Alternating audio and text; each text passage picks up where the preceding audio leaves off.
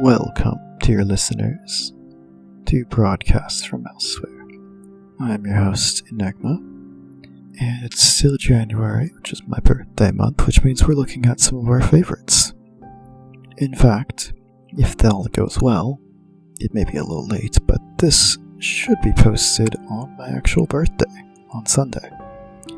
So, today we're taking a look at one of my favorites, another musical, because I love me a musical, and this is Repo the Genetic Opera from 2008.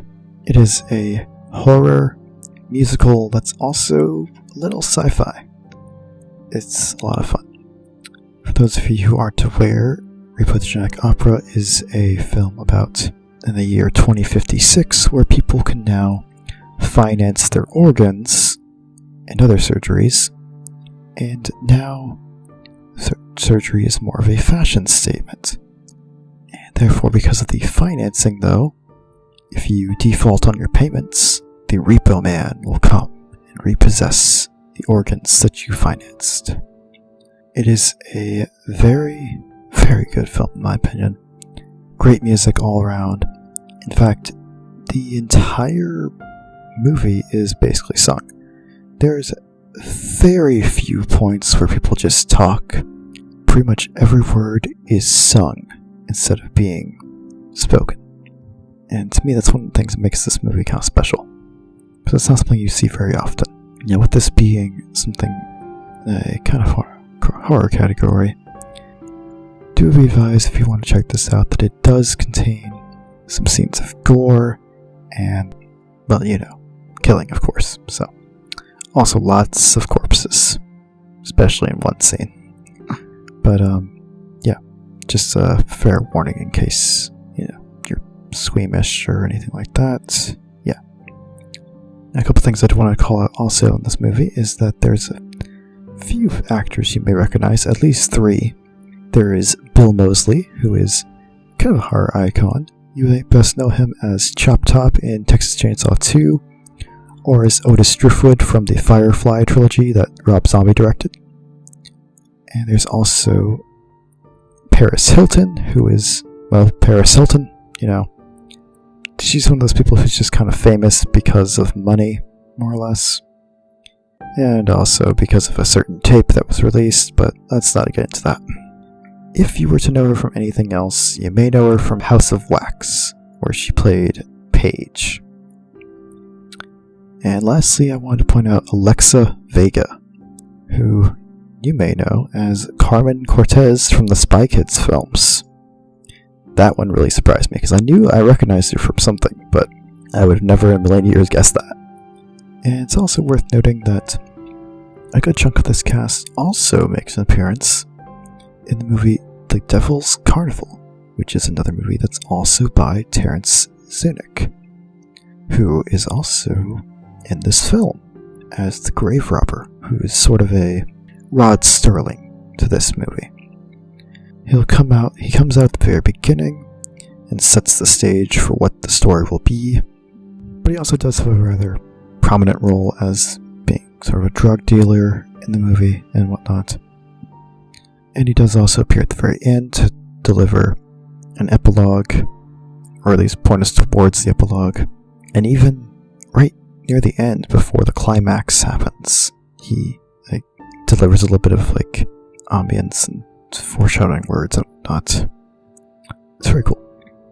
But Zunick is also the one who, along with his collaborator Darren Smith, created the original stage play and our opera for this, which was originally called The Necro Merchant's Debt,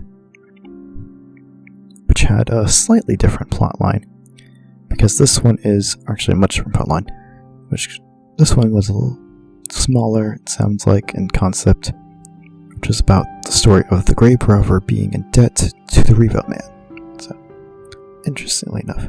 And that's when they decided to expand the universe, and we would create what we now know as Repo the Genetic Opera.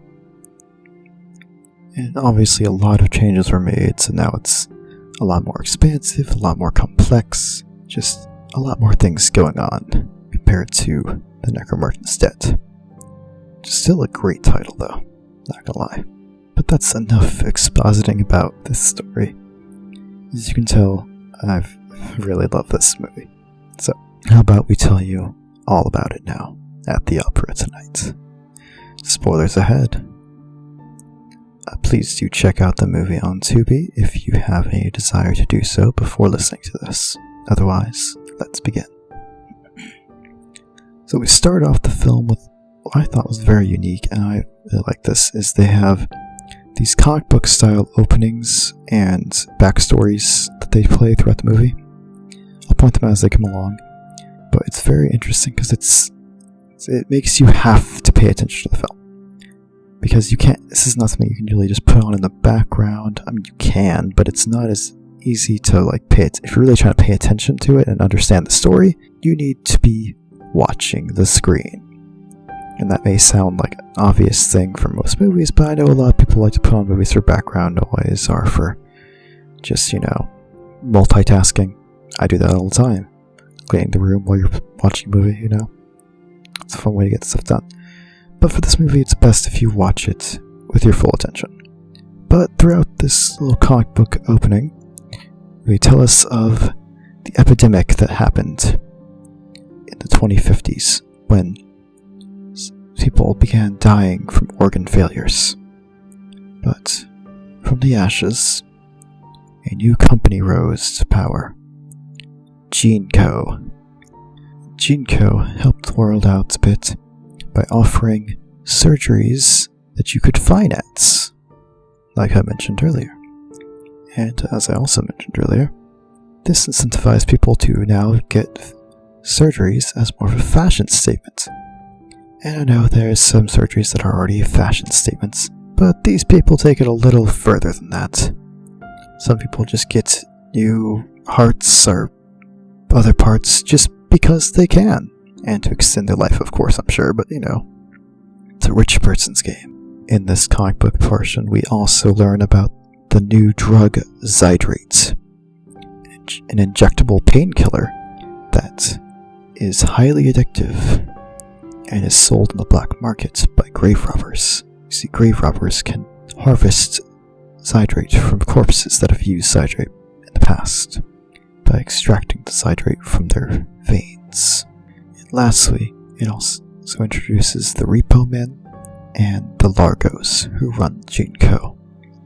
The Repo Man, as I mentioned, is a surgical assassin of sorts who will come and repossess your organs for the surgeries that you have not paid for. If you default on your payments, of course. If you make your payments on time, you're all good. And for the Largos, we have Rati, who is the father and the current owner of GeneCo. Then we have his 3 children. Luigi Largo, which is played by Bill Moseley. Pavi Largo, who has a stitched-on face, more of a stapled-on face, rather. That's very uncanny, and might creep you out, I'm not gonna lie. So, if you're if that might deter you, that's fine. Moving on, we also have Amber Sweet, who is changed her name, of course, for a stage name. She wants to be a singer. And she's played by Paris Hilton. After our opening for the comic book, we have the grave robber come on screen and do his little Rod Sterling type situation where he sings to us about the Repo Man, just to give us a little bit of an idea of how ruthless they are. So, after that, we get a sweeping shot of the city, and I'm realizing I don't think they ever tell us what the name of this city is. But I suppose in all reality it doesn't really matter, as we're to believe that this country probably has GeneCos all over the place, so this really could go on anywhere, I suppose. But regardless of that, the point is that the location doesn't really matter that much. It's not important to the story. It's something that's this could happen anywhere in this universe, more or less, is what it feels like. I mean, yes, this is also where the GeneCo HQ is, so there's at least that. But yeah. But we show the city. It looks kind of desolate, honestly, for being a futuristic city.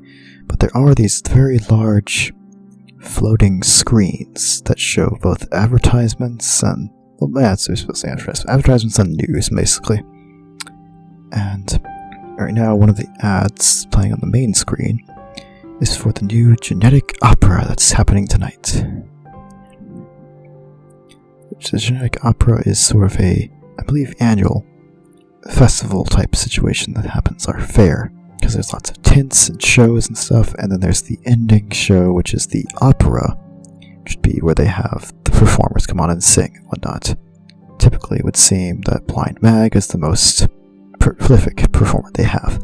Blind Mag is also going to come important later. She's having her final performance tonight at the opera. This entire movie all takes place in one day, by the way. That's pretty cool to me, because sometimes you get ones with weird timelines where it's like 4 or 5 days. It's too much, but this is only one day. A lot happens in this day, I gotta say. We then enter into Jinko HQ, where Ratilago has all these pictures of various misdeeds his children have committed, and he's very upset with all of them, because they're all kind of pieces of shit. Not gonna lie. Roddy himself isn't exactly a freaking shining beacon of hope or anything, but, still. A doctor then comes in to inform him that his illness has gotten worse. You see, it seems that Roddy Lago has a terminal illness, something that can't be cured from just swapping out a few body parts or anything. So, even with his company's help, Roddy Largo is going to die very soon. He's upset by this news and has his guards kill the doctor, and he promptly leaves the building. Now, I know I said everything is a song in this film, so obviously everything's a song, but when I say that we get a song in this, whenever I say the words, we get this song, I'm talking about a song on the actual album for the movie, or a song that's actually a prominent song and not just two people having a conversation. So, he leaves the building as we get the song Things You See in a Graveyard, which is a kind of talk song at us, but it's still close enough. And we do cut the song a little short though, but we do come back to it later as well. And it is a really great song. This part right here is just him more or less saying that he's not revealing who's going to inherit Jinko. But don't worry, we'll know sooner or later. We then meet another character here, Shiloh, a young girl who's escaped from her room to visit her mother's tomb and have some lunch.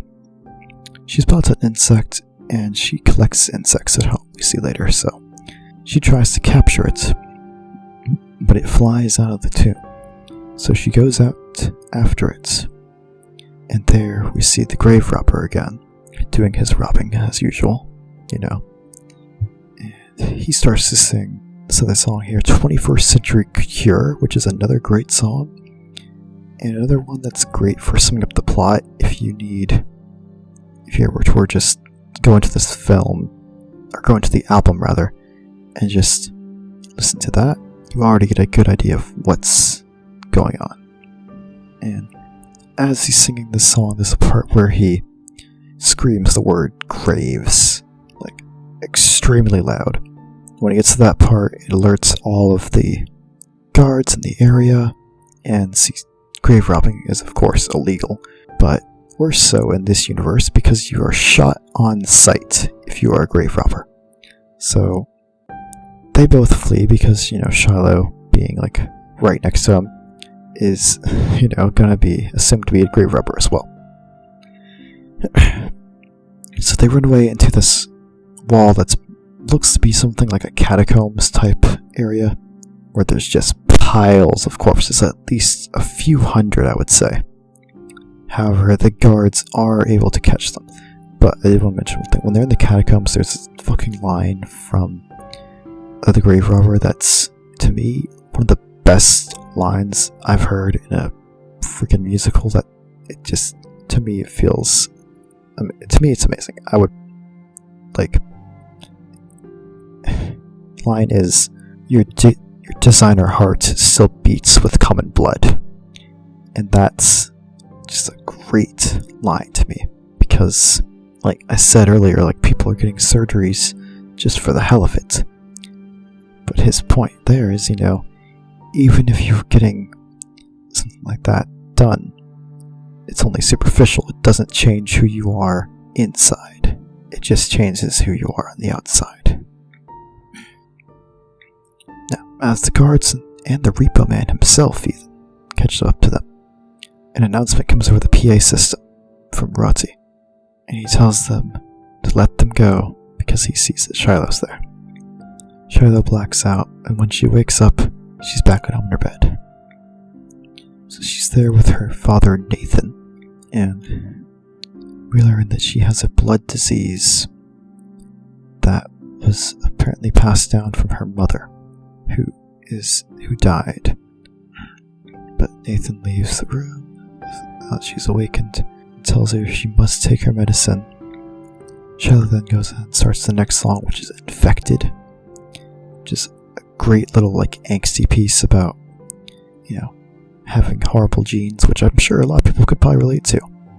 Because there's a lot of people who just have, genetic disorders and whatnot that I'm sure, are very upset about that kind of thing. I know a lot of people who have some type of disorder and they're constantly sick, constantly in the hospital. It's not a fun life. So I feel like people could relate to that song in a few ways. Especially the line in the song of, why oh why are my genetics such a bitch? It's a great line. There's a lot of good lines in this. After her song, at the very end of her song, she expresses how much she wants to go outside, because apparently, due to her blood disease, she must stay indoors, or if she is to go outside, she must wear her mask, a gas mask of sorts, because it seems that the blood disease makes it to where it's acceptable to other diseases and whatnot, I would assume. So, yeah. So my guess is it's something of a immune disorder as well. We then get another comic book segment as we learn some more about Nathan's backstory, her father. And we'll learn that when Marnie, her mother, was pregnant with her, Nathan had tried to cure her disease, which was something he had brewed up. See, Nathan's a doctor. And he thought he'd found the cure. When he gives it to her, she ended up dying. And as she was dying, he realized he could only save one. So he gave her an emergency C-section and saved the baby, Shiloh. But of course, Marnie died in the process. We then get the song Legal Assassin from Nathan, where he laments on his past about how Marnie left him here and how he's pretty lost without her. But it's also where we learn that he is the Repo Man, the same one that found her in the graveyard. In fact, that doesn't seem like there's more than one Repo Man. If there is, we don't ever meet this other Repo person. It's only Nathan that we know. There are the Gene Cops, which is what I found out the guards are called. They're basically like these soldiers that run around in gas masks, enforcing whatever Gene Code rules, I suppose. They don't tell us that they're called Gene Cops in the film. I found it on Wikipedia, so hopefully that's true. If not, whoopsie.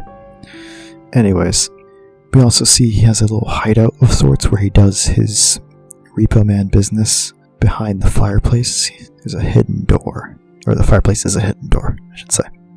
And inside there's a little, I guess laboratory would be the right word. Basically, it's a dissection area, so where you can strap someone to a standing table and extract whatever organs they have. There's already a man in there tied to a wheelchair, who is presumably his next patient, which we do see him later too, so yeah. No. Back at Jinko, Luigi and Pavi have little arguments here with their song Mark It Up, where they're arguing about who's going to be taking over the company. This one's kind of a sillier song. It's not as serious or brooding or anything like that.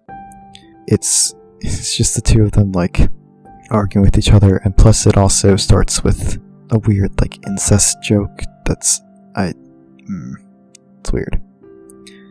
And, yeah, kind of a strange part of the film. But, moving on from that, Shiloh receives a message from Roti, telling her to meet him at Marnie's tomb, that he has something important to tell her.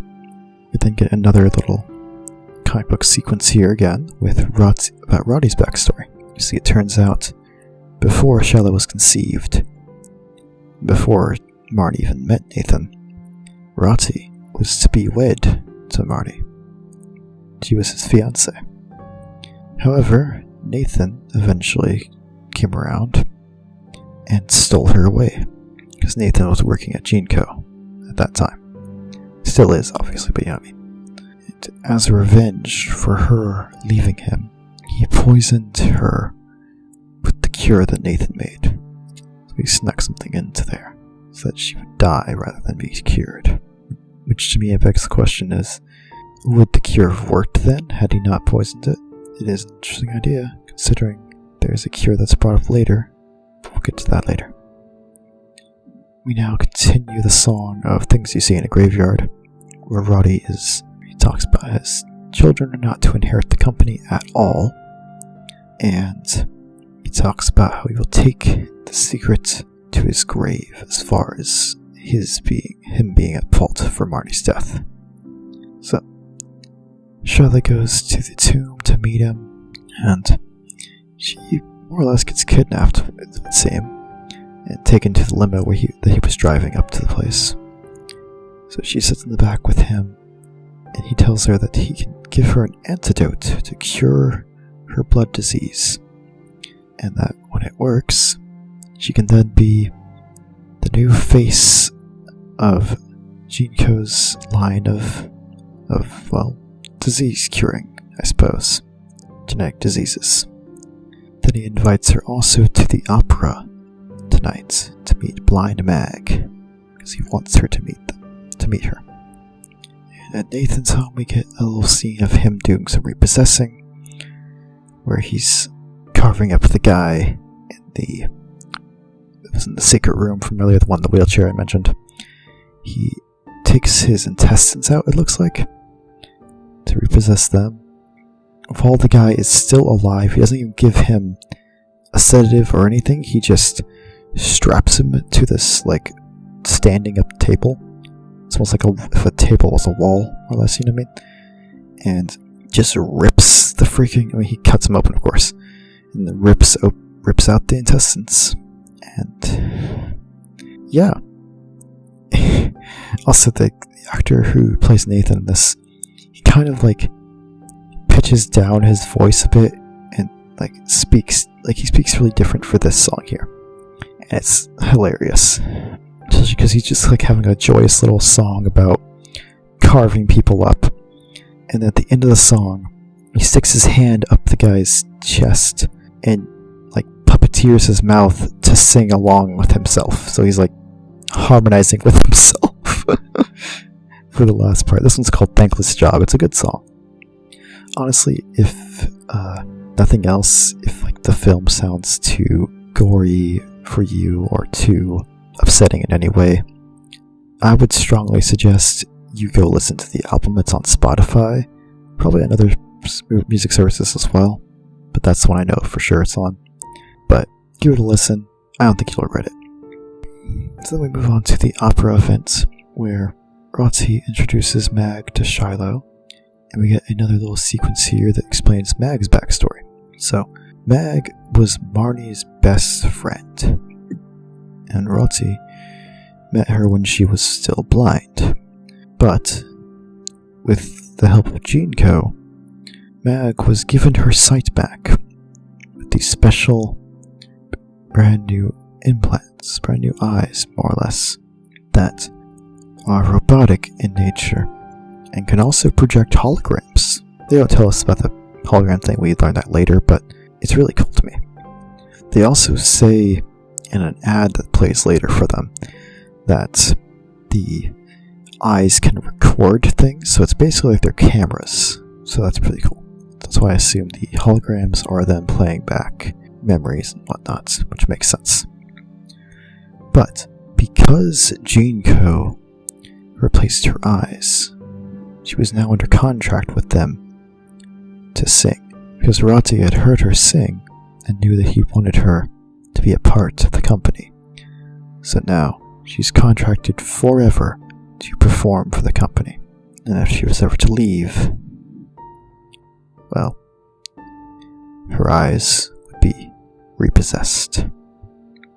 As I mentioned, she's already looking to quit, as this is going to be her final performance that she's announced. Two of the guards put Shiloh in a tent, and supposed to keep her there for a little while until the show starts. But she starts to get an alert on her bracelet for her medicine, so she knows that she needs to leave soon. Luckily for her, the grave robber comes by and just peeks his head into the tent and is just like, "Come with me, kid," basically, and they just escape. So they escape the opera, and we do have a little moment here now where Roddy is trying to get Amber to come on stage to answer some questions about Zydrate, because she's the face of the Zydrate support group, and we'll learn a little bit more about that here. Now, when he tries to call her on stage, of course, she's nowhere to be seen. But we get another comic book segment now that tells us about Amber Sweet, who of course was born Amber Largo, but took up the name Sweet so as to have a stage name. I think I mentioned that earlier, but just in case, there you go. We learned that she had several face surgeries, so much so that the public believes that she's addicted to surgery. And we learn that this is pretty much true, as we get another little song section here. I mean, they're all songs, but this one is one you may be aware of because of TikTok, because this one blew up on TikTok for a while. And it's called Zydrate Anatomy. You might recognize it for the line, "Zydrate comes in a little glass vial." It was very popular on TikTok for a while. I'm not sure why it blew up, but it did. It's a dope song, so maybe that's why.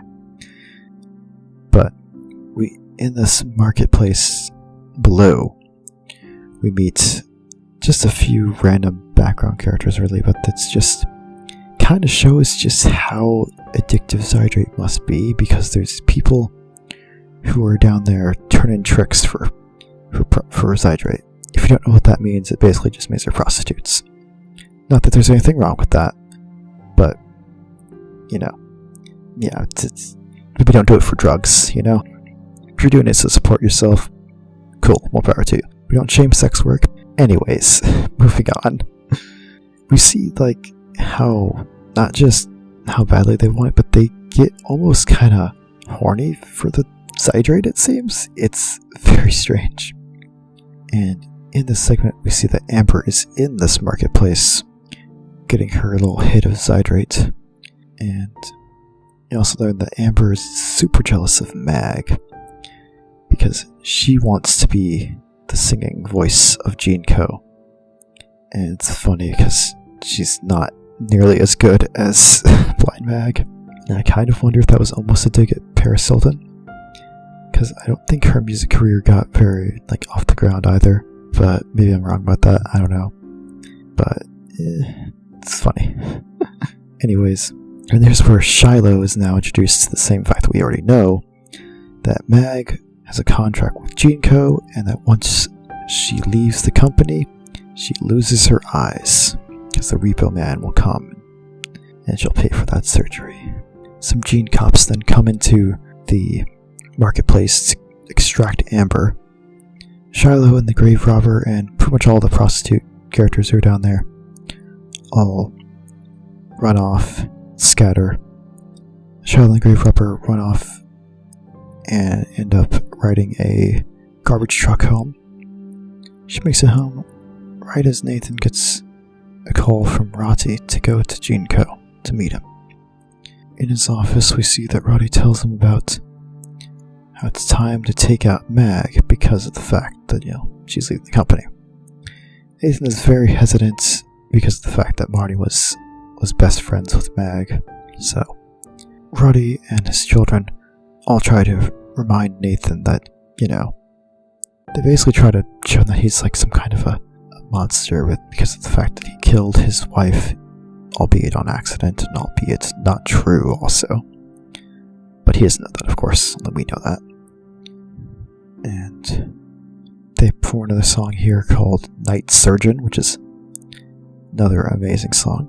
So they tell him that, like, he must do this to keep it sort of out of the public eye they want to do, which is insane considering that later on maybe this is why they wanted him to do it, because they end up doing it, like, we'll get to that. Anyways, and to also keep his role as the Repo Man a secret, because, of course, Shiloh does not know that he's the Repo Man.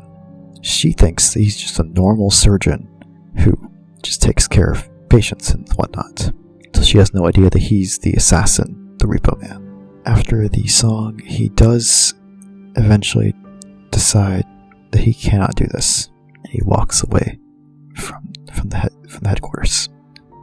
Back at the home, at the Wallace's home, Nathan and Shaw, we see that Mag has come to visit. She pulls up in a limo, provided by Junko, and comes by the gate to start to talk to Shiloh. So we get the song Chase the Morning, one of my favorite scenes in the movie, where we learn that Mag is actually Shiloh's godmother, due to the fact of her being Marnie's best friend.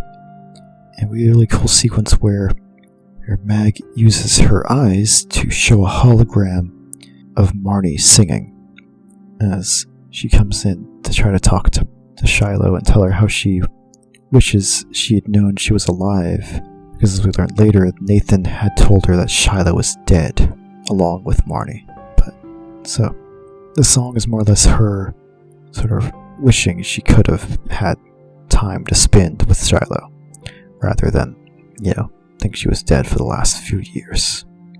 Nathan comes home not long after the song is finished, and Mag confronts her about the whole thing about Shiloh being dead and whatnot. Shiloh also tries to get Nathan to hide Mag here at the home so that she won't be taken by the Repo Man, but he tells her he can't do that, and he makes her leave. She's of course very upset by this and runs off to her room. He tries to follow her in, and we get another little song sequence here of a song called 17, which is basically just her doing a little rebellious, thing towards him about, basically, you can't control me, I'm gonna do what I want, type of situation. He ends up slapping her and she blacks out, so powerful slap, I suppose, but also she's kind of frail, given their situation. Back at Jinko, we learned that Amber had a face surgery that got really botched, and we'll see more about that in a little while once the opera starts. We also get a solo song from Rati here, called Gold, which is more or less about how gold is the only thing that has any staying power in this world, because even he is going to pass on, but things like gold will always be around. It's like the main line, of the chorus is, the only thing with persistence is gold. And we also learn here that in his will, he has placed Shiloh as the only benefactor to inherit the company. So he's leaving everything to her. After that scene, we now get another song here of At the Opera Tonight, where we get basically the whole cast singing all their motivations of what's going to happen at the opera tonight. Shiloh sneaks off to the opera, getting picked up by a Jinko limo. Nathan is the one who starts the song, gets home, and sees that Shiloh is missing, and decides it's time to end the grudge and get revenge on Rati for what he's done. He still doesn't know that Marnie was poisoned, but he does say, I'll make Roddy pay, so he does want revenge, but more for the Mag stuff, it would seem. Although it's weird because he does also try to go to do the job to kill her out despite having said he won't do it. Very confusing. Regardless, we also see Mag at this point, who says that she's more or less made peace with the fact that she's dying tonight. Amber gets more drugs from the grave robber, and even the grave robber tells her to take it slow. And when your drug dealer is telling you to take it slow, you should probably listen, because that's how you know you're going overboard. If even your dealer wants you to slow down, you're probably, a little too much. And we see that this has very bad effects on her later. And of course, I assume it's mostly that causes what happens later. So, the opera starts up here, and we get this fun little Testify song, which is kind of like the whole thing where people in church would stand up and be like, oh, before Jesus I was down my luck or whatever and all that kind of shit. But instead it's everyone who's preaching about how Jinko rescued them in some manner. One lady talks about her kidney that she got replaced from Jinko, and how for an extra fee she got herself remodeled and now has a rockin' bod and all this stuff or whatever. And a few others too, but that's one example I wanted to point out. Also, once again, this film was very horny for surgery, so just know about that, because there's some what are called interns. You're basically nurses that work for Jinko, and they come out wearing all kinds of sexy nurse costumes and stuff. And he's got these really weird but kind of interesting glasses that are more like a visor, but it's glasses. I don't know how to explain it. Just look up a intern on Google. You'll probably see a picture of it, and it's cool. It's one of those. It reminds me of those future things you'd see in the 80s or something, where it's that crazy fashion and shit. It's fun. Now, in the back room, we also see Shiloh finding a message on a projector from Rati, telling her that the Repo Man is coming for her and that she needs to take him out. He tells her that the Repo Man is basically defected from their organization, and that's why he's coming for her or something like that, because he had found her in the graveyard. Regardless of all that, she sets a trap for him in the back room and waits.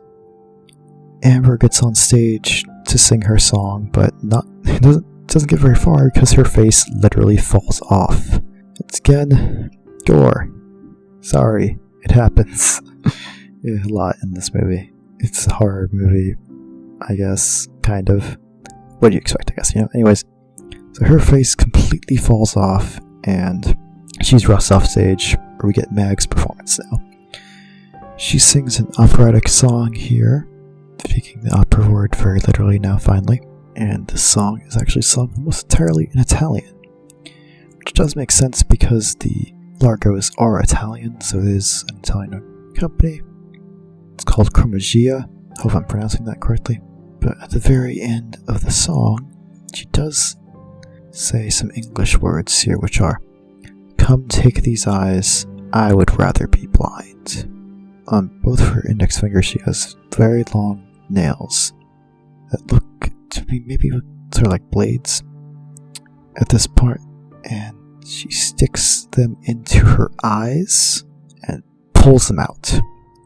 And at this moment, she was being held up on a rope support to make it look as though she was flying, or floating as she sung. And Rati in backstage cuts the rope, letting her fall. On the stage, they had put some little fence decorations. So they're fences that have the spikes on them. So when she falls onto those spikes, dying. On stage, in front of everyone.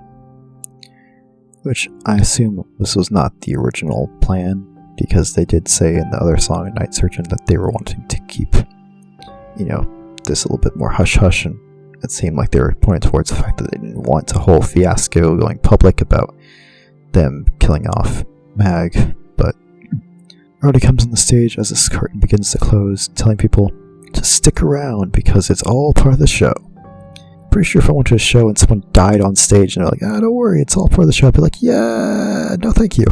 I don't think I want to be here anymore. Bye. I'll get a refund later. But he also tells them that they're going to heal Shiloh. He doesn't say it like that, but he does say they're going to heal a young girl who was imprisoned by her father, who has a very terrible blood disease. So, meanwhile, in the back room where Shiloh was, we see Nathan coming into the back room where there was a trap for him. She set it up to look like Blind Mag was there in the back room, so that he would come in to do the harvesting and whatnot.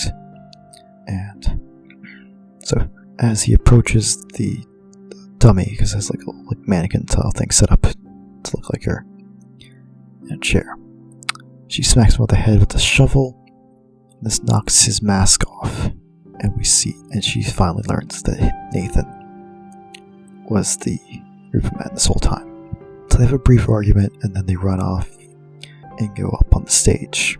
On the stage, Nathan is immediately stabbed by Luigi as soon as he sees Mag's corpse. Rati opens the curtains now, and that the crowd can see everything. He announces to the public that he has a terminal illness and that he'll be dying soon. And he tells Shiloh all about how Nathan killed Marnie, the cure, and, most shockingly of all, that Nathan is the reason she has a disease. Because technically, she actually does not have a disease. You see, it would appear that Shiloh was rather a victim of Munchausen by proxy, which, if you don't know, is where a caregiver will basically make it to where their patient or their child, whoever they're taking care of, has a disease so that they can profit from it usually, or perhaps get some other kind of validation. Not exactly sure what drives a person to do that kind of thing, but it is sort of a mental disorder from what I understand. Could be wrong about that. But either way, you might know a case like this with the example of Gypsy Rose, which happened in real life, where she was drugged and whatnot by her mother, to where it seemed like she had some kind of debilitating disorder, but in reality she was a fully healthy child. And that more or less is what happens with Shiloh here, is that her medicine was not actually meant for her. It was apparently meant for Nathan, it seems. They said it's his medicine, so. Anywho, the point is, the medicine is what was making her sick. Not anything in her body, not her genetics, none of that. She's actually completely fine. She's just, been abused, basically. To put it simply, rather. That's what's happening. So, Roddy then gives her an ultimatum. If she kills her father, she will inherit the company. She'll inherit Jinko. So he gives her a gun to do the job. But after some very brief consideration, she turns the gun on Roddy, saying she would never do that. So Roddy gets the gun away from her, and the lights go out as he shoots Nathan. Nathan starts to collapse and die, and Roddy also starts to succumb to his terminal illness. With his final words, he denounces his children, saying they're all just kind of awful people. Shiloh goes to Nathan's side as he dies. They have a final goodbye song about how much they love each other. They just didn't really realize it until it was too late in this final moment. So she decides to leave the auditorium, saying that she is free at last. The limo picks her up, and a bright light fills the screen. We get another little moment here with the grave robber, introducing sort of an epilogue to us. We then see that Amber has got herself a brand new face, and looks better now, and has announced that she will be taking over the company. She apparently also auctioned off her face that had fallen off, and raised quite a bit of money. We also learned that Luigi killed the top bidders, though, for that auction. I assume so that Pavi could win, because Pavi is the one who ends up with the face. And they do say that he won the bid, so it would seem that Luigi did that for his brother, my guess at least. So now Pavi, since he has the staple-on face that he can just he switches out faces more or less. So he now wears Amber's face, which is kind of strange to me. That's kind of creepy to be wearing your sister's face, but whatever. Also funny to me now that I think about it that Bill Moseley has been in at least 2 movies where his brother wore another person's face as a mask, more or less. Because if you didn't know, Chop Top in Texas Chainsaw Massacre 2 is the brother of Leatherface, who, as we all know, wears a human skin mask. So, just It's funny that it happened twice, kind of situation, Insert your I'd have 2 nickels joke here, I suppose. Anyways, that's the end of our film, and honestly, just overall a great musical. Some really great tracks on here. Everything is sung as well. It's an opera, of course, so I suppose that's the whole thing. But I will say, I definitely highly recommend you watch this yourself. But as I said, it is pretty gory, a little horny at times, so I can understand if it might make you uncomfortable to watch it. But if you can't stand the movie, if you can't, put yourself through that to watch it, that's fine. But I do suggest you at least check out the album, listen to the music from the movie, because it is all amazing. Everyone has really good voices. I will say, if you do end up watching the movie, there are some times where the whole singing as dialogue can sound a slight bit awkward.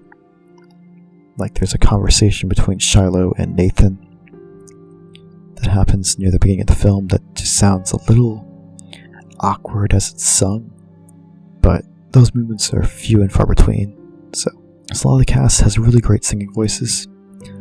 Roddy's actor has this really great operatic voice that he brings in with everything. He does do a lot of talk singing as well, but whenever he does actual singing, it's very operatic, like I said, which of course it's called genetic opera, so I suppose it would have to be, right? Makes sense. But yes, so please do check it out. It is on Tubi. If you don't want to check out the movie, check out the album on Spotify or wherever else you may listen to music. Should be on pretty much everywhere that you could probably go to. So that's it for today. Next time, you can expect to see about the movie A Monster Calls, starring Liam Neeson. It's sort of a story about a young troubled boy who ends up summoning a monster. That's about the best I can put it without giving a lot away. It's a very interesting film. It looks to be streaming on Netflix at this moment, so give it a shot. So we'll be checking that out next time here. Once again, that is A Monster Calls. So, thank you so much for listening today. If you want more of this kind of content, please do follow me here on Spotify for more content coming your way. You can also follow me on Twitter at BFE Podcasts, where I post schedules and announcements of posts just in case you're not notified by Spotify. Until next time, this is Enigma, signing off. Have a wonderful day.